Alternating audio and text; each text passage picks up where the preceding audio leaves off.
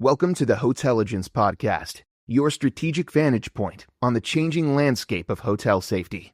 Hosted by Jim Kortz, a retired FBI DHS investigator, and Don Carr, a former frontline security owner-operator with years of first-hand incident response experience on hotel properties. Every episode brings you closer to understanding the full picture and what the future may hold. Let's begin. Welcome to the Hotelligence Podcast. This is Season 3, Episode 4. On the last episode, we stood at the counter. We talked about the moment a refusal gets said out loud. That's right, Jim. And today, nothing gets said at all. Because today is about a change that happens in silence. A guest checks in for a few nights, the stay extends, then extends again. And somewhere in there, in most states, the guest stops being a guest. And almost no property notices the night it happens. So the stay that keeps extending, well, it never starts as a long stay. Yeah, maybe it's a work crew in town for a project, or a family between houses, or just someone whose plans changed. Yeah, a few nights becomes a week. The week rolls, the folio just keeps extending. Yeah, the front desk sees a reliable room being rented. Revenue sees steady occupancy. Yeah, and nobody sees really a legal status that's quietly forming. Because no alarm goes off, no form appears, no system has flagged it. Right. And that's what makes this different from really everything else in this season. Because the refusal at the counter was a moment. Could be loud, usually visible, sometimes witnessed. This is the opposite. A change with really no moment at all. The stay on night 20 looks identical to the stay on night 19. Same room, same guest, same rate. But in many jurisdictions, somewhere in that stretch, the relationship can cross a line.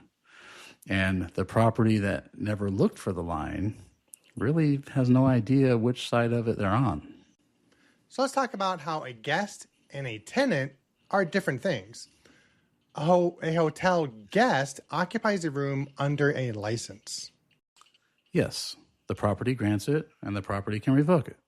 And that's why a hotel can lock out a guest who doesn't pay or remove one who breaks the rules. A tenant, well, that's a totally different legal creature in and of itself. Yeah, a tenant has possession rights, right? Removing a tenant means there's a legal process, a notice, filings, court is involved. That's correct. And the tools the property is used to holding, well, those really don't work anymore. Right. And what moves someone from one category to the other varies by each state.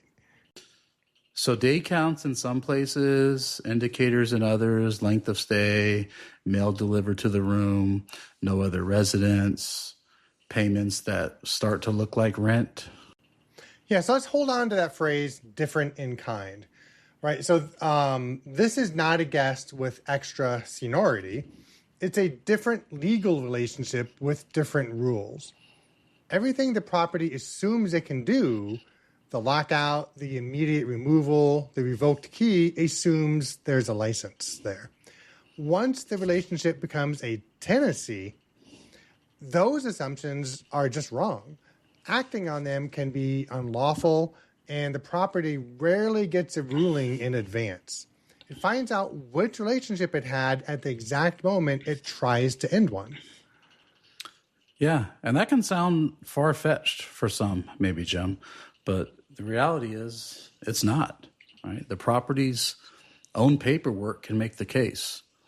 So the evidence for a tenancy usually comes from the property's own records. Yeah, the record showing 90 consecutive nights. Or maybe billing that quietly moved from a daily or weekly cadence to a monthly cadence. A receipt where someone typed the word rent. Or say mail that's accepted at the front desk on behalf of the room or a package, and then more regular deliveries over time. Or a registration card listing the hotel as the guest's address.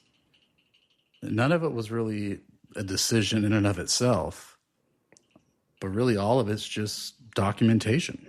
So this season keeps returning to one idea, and it's the record is what remains. Episode 1 said the record is what defends the property. This is the other edge of the same sword. The record can also build a case the property never meant to make. Every extended folio, every monthly invoice, every accepted package is the property describing, really in its own handwriting, a relationship that looks less like hospitality and more like housing. And nobody at the desk was making a legal statement in the moment, because that paperwork, well, it was really quietly making it for them the whole time. So let's talk about the night the property finds out, because that discovery almost always happens the same way. Yeah, the property decides the stay should end. Payment stopped, or the room is needed, or say there was an incident. And it reaches for the usual tool: deactivate the key, remove their belongings, really standard procedures. Yeah, except for the person on the other side of the door says a sentence the property wasn't expecting. Right. I live here. Right. And if the stay has crossed that line, that sentence has law behind it. The lockout the property's done 100 times before is suddenly a different act with a different name. Yep. And the property learns really in real time that the relationship changed weeks ago. Yeah, notice when the discovery happens.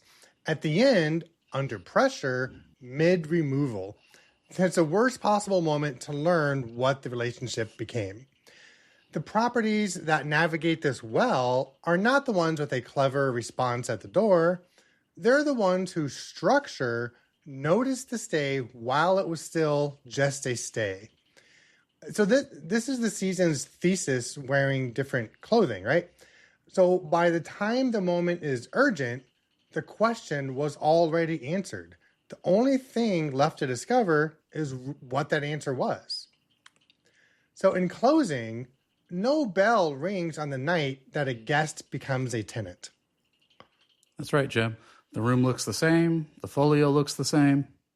But the tools the property thinks it holds have changed on the other side of the door. That's right. The license quietly became possession. The checkout became an eviction. And the property's own records, well, those were the things keeping track. Somewhere tonight, a folio quietly rolls into another week. That's right. And nobody in the building can tell you what night it is. That's Season 3, Episode 4 of the Hotelligence Podcast. So next time we pick up the most routine piece of paper in the building, the registration card, filled out in 30 seconds, filed and forgotten, and a legal document the whole time. And remember, we're in this together. And together, we make hospitality stronger.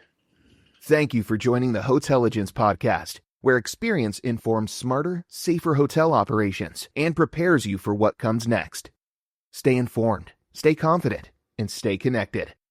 As the conversation evolves, Jim Cords and Don Carr will highlight developments that help hotels strengthen their approach to safety and risk management. See you next episode.